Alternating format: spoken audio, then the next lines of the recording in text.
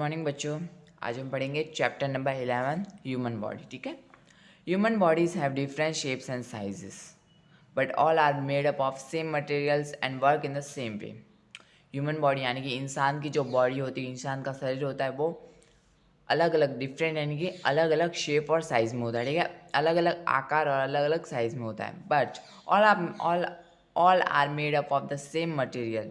सभी कैसे होते हैं? एक ही मटेरियल से बने हुए, एक ही चीज़ से बने हुए होते हैं। ठीक है। उनमें एक तरह के ऑर्गन होते हैं, जैसे कि किसी इंसान के किसी के 2 हाथ है, दूसरे के भी 2 हाथ होंगे, बट उनकी साइज़ और शेप अलग अलग हुआ। ठीक है। And work in the same way. सभी कैसे काम करते हैं? एक जैसे। ठीक है। Different systems perform different functions and help us to work, play and eat. Human body में अलग अलग तरह के सिस्टम्स होते हैं, जिससे क्या होता है? जिससे ये होता है कि वो हमें मदद करते हैं। ठीक है। किस चीज़ में? काम करने के लिए, प्ले खेलने के लिए, एंड ईट खाने के लिए। ठीक है। जैसे कि हम यहाँ पे लिखा हुआ है, तो human bodies has 8 main organ system. Human body में कितने ऑर्गन सिस्टम होते हैं? 8। ठीक है। उसमें से पहला हम पढ़ेंगे रेस्पिरेटरी सिस्टम। ठीक है। रेस्पिरेटरी यानी कि जिसमें हम सांस को अंदर लेते हैं, बाहर निकालते हैं, उसके बारे में पढ़ेंगे। We have to breath to stay alive. We have to, हम लेते हैं ब्रेथ। ब्रेथ यानी कि सांस। क्यों? To stay alive. हम सांस किस लिए लेते हैं? टू स्टे अलाइव मतलब जिंदा रहने के लिए। स्टे यानी कि रहने के लिए, अलाइव का मतलब जिंदा। ठीक है। जिंदा रहने के लिए हम क्या लेते हैं? ब्रेथ यानी कि सांस लेते हैं। The air that we take in contain oxygen. जो हम सांस लेने के लिए जो हवा इस्तेमाल करते हैं, उनका क्या नाम है? ऑक्सीजन। ठीक है। Oxygen is the important for every cells in the body. ऑक्सीजन क्या है? सबसे इम्पॉर्टेंट ब्रेथ मतलब सांस लेने के लिए सबसे इम्पॉर्टेंट कौन सी चीज़ है? ऑक्सीजन। जिससे क्या होता है? हमारे बॉडी के अंदर सेल्स होते हैं, उनके लिए भी ये ऑक्सीजन ज़रूरी है। Cells need oxygen to break down foods. Cells से क्या? सेल्स ऑक्सीजन लेती है। क्यों लेती है? क्योंकि वो फूड को तोड़ने के लिए, ब्रेक डाउन करने के लिए। ठीक है। जैसे कि हम सबको पता है डाइजेस्टिव सिस्टम में क्या होता है? डाइजेस्टिव सिस्टम यानी कि तो converts complex food into simple form. ठीक है। कॉम्प्लेक्स यानी कि जो हम खाते हैं वो तो है कॉम्प्लेक्स। ठीक है।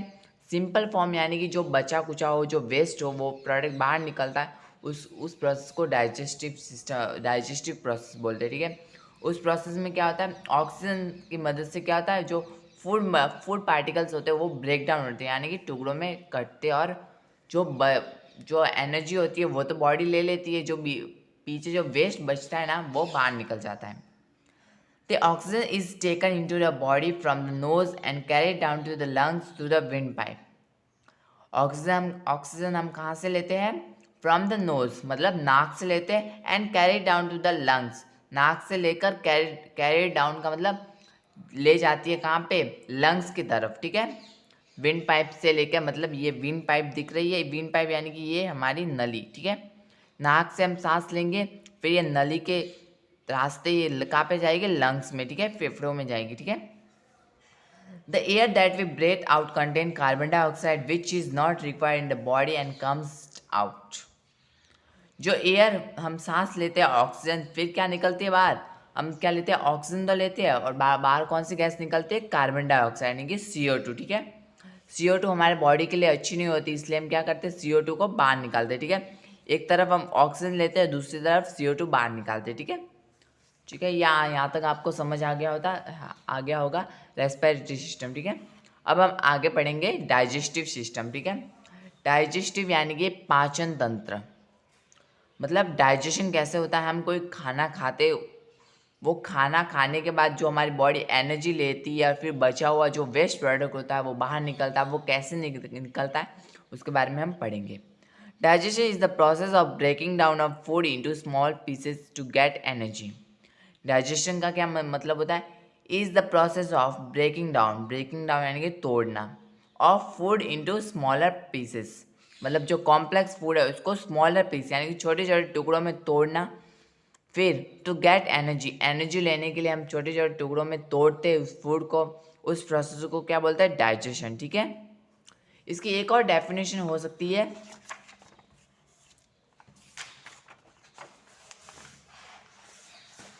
लिख सकते हैं हम, to convert complex food into simple food या फिर फॉर्म, ठीक है। जो convert complex food into simple food, मतलब जो कॉम्प्लेक्स होता है, ठीक है। कॉम्प्लेक्स कैसा फूड, जैसे कि हमारा हम खाना खाते हैं, वो बड़े बड़े पीसेस होते हैं, वो गलते नहीं हैं, हम चबाने की कोशिश करते हैं पर वो इतने ज़्यादा नहीं चबाए जा सकते, ठीक है। तो हमारी बॉडी क्या करती है, बॉडी के अंदर अलग अलग टाइप के एसिड्स होते हैं, जूसेस होते हैं, वो क्या करते हैं कि वो जो कॉम्प्लेक्स फूड होता है उसको सिंपल यानी कि बहुत ही छोटे छोटे पीसेस में कन्वर्ट करता है। तो उस प्रोसेस को क्या बोलते हैं, डाइजेशन, ठीक है। यहाँ तक समझ आ गया। Digestion begins as soon as you take a bite of food and chew it up. Digestion कहाँ से स्टार्ट होता है, डाइजेशन बिगिंस यानी कि शुरू होना, स्टार्ट होना कहाँ से होता है कि as you take a bite of food, जब हम एक फूड की बाइट लेते हैं, मतलब एक खाने जैसे कि रोटी लेते हैं, रोटी को मुंह में रखते हैं, दांतों से ऐसे तोड़ते हैं, फिर मुंह में रखते हैं, ठीक है। फिर एंड च्यू इट अप, फिर हम क्या करते हैं, च्यू मतलब चबाना, चबाते हैं, फिर दांतों से हम फूड को क्या करते हैं, चबाते हैं, ठीक है। वहाँ से स्टार्ट होता है। फिर once you swallow the food the process start in the stomach, फिर हम क्या करते हैं, वो चबाने के बाद वो जो रोटी का टुकड़ा है वो चबा लिया, फिर उसके बाद वो कहाँ पे जाता है, फूड पाइप, ये फूड पाइप दिख रही है, यहाँ से होकर वो कहाँ पे जाता है, स्टोमक में, ठीक है। स्टोमक में जाता है। स्टोमक में जाने के बाद वो प्रोसेस स्टार्ट होती है स्टोमक वाली, ठीक है। Like a car the body need fuel to get going, हमारी बॉडी भी कैसी होती है, कार की जैसी होती है, हमें भी एनर्जी चाहिए, फ्यूल चाहिए, ठीक है। हम पेट्रोल की जगह क्या लेते हैं, खाना, ठीक है, फूड लेते हैं। The food that we eat contain water, salts, glucose, vitamin, carbohydrate, proteins and fats. जो हम खाना खाते हैं उसमें क्या क्या होता है, पानी, वाटर यानी कि पानी, सॉल्ट यानी कि नमक, ग्लूकोज, ग्लूकोज से हम क्या समझ सकते हैं, जैसे कि हमें गर्मियों में ज़्यादा ऐसे चक्कर वगैरह आते हैं तो हम वो ग्लूकोज लेते हैं ना, वही है ग्लूकोज, ठीक है। एकदम मीठा मीठा होता है, शक्कर के जैसा, चिप पे रखते हैं तो ऐसा लगता है जैसे कि ठंडा ठंडा कुछ है, ठीक है। Vitamins, carbohydrates, proteins and fats. Carbohydrates यानी कि जो आलू आते हैं कार्बोहाइड्रेट्स में, सीरियल्स यानी कि गेहूँ चावल, ठीक है, ये आते हैं कार्बोहाइड्रेट्स में। प्रोटीन्स यानी कि जो मतलब हर प्रकार की दालें किस में आती है, प्रोटीन्स में, ठीक है। और दूध से बनी हुई चीज़, दूध, अंडा, ठीक है, फिश वगैरह, ये सब किस में आते हैं, प्रोटीन्स में। फैट्स यानी कि ऐसी चीज़ें जिससे क्या हो, हमारा वजन बढ़ता जाए, ठीक है। जिसमें कौन सी चीज़ें आती है, घी, बटर और ऑयल्स आते, तेल्स आते बहुत सारे, ठीक है। Chewing mixes the food with the watery saliva in the mouth to make it moist and slippery. The food then goes to stomach. जो हम जब खाना चबाते तब क्या होता है, हमारे मुंह से है ना ऐसे थूक बाहर निकलता है, ठीक है, सलाइवा यानी कि थूक, ठीक है, वो सलाइवा निकलता है, फिर उससे क्या होता है, वो हमारे खाने पे ऐसे आ जाता है। खाने पे आ जाने के बाद वो हमें हमारे खाने को क्या करता है, मॉइस्ट यानी कि नमीदार, उसके अंदर पानी मिक्स हो जाता है खाने के अंदर, जिससे क्या होता है, एंड स्लिपरी, हमारे मुंह में ऐसे स्लिपरी होता है, मतलब ऐसे चिकना चिकना टाइप का होता है, ठीक है।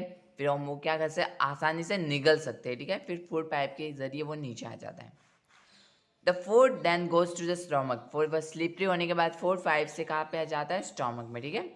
In the stomach nutrients of food are absorbed, then it goes to small intestine. जब स्टोमक में जाता है तो वो स्टोमक क्या करता है, उस जो फूड होता है जिसको हमने चबा लिया उसके अंदर जितने भी न्यूट्रिएंट्स होते हैं यानी कि एनर्जी होती है, उसको वो क्या करता है, एब्जॉर्ब यानी कि ले लेता है, ठीक है, stomach. Then it goes to small intestine, फिर वो किस में जाता है, स्मॉल इंटेस्टाइन यानी कि ये छोटी छोटी ये दिख रही है आंतें, हिंदी में इसको आंतें बोलते हैं, ठीक है, आंतें। The small intestine has the important job of breaking down the food mixture so that your body can absorb all the nutrients it needs from food.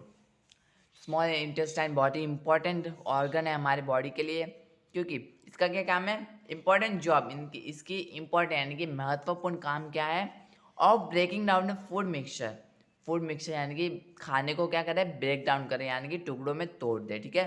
फिर वो फूड तोड़ने के बाद जो एनर्जी होती है वो ले लेता है, ठीक है। The food that cannot be digested passes in the large intestine.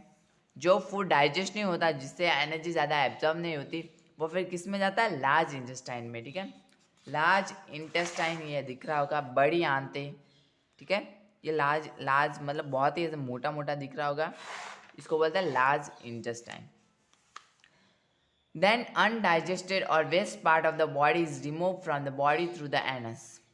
जो अनडाइजेस्टेड फूड मतलब जो बचा हुआ वेस्ट प्रोडक्ट होता है वो कहाँ से बाहर निकलता है, एनस से। एनस दिख रहा है, ये लास्ट वाला पॉइंट होता है, इसको एनस बोलते हैं। यहाँ से क्या होता है, फूड बाहर निकल जाता है जो वेस्ट होता है, जिसका कुछ काम नहीं होता। Thus the organs of digestive system are mouth, food pipe, stomach, intestine, anus. Digestive system के मेन ऑर्गन कौन कौन सा है, mouth, food pipe, stomach, intestine, anus. दिख रहा है, टंग, जैसे कि ये है mouth, mouth, food pipe, stomach, intestine, small and large दोनों है, ठीक है। Small intestine, large intestine, anus, liver भी है इसमें, और टंग यानी कि जीभ, ठीक है।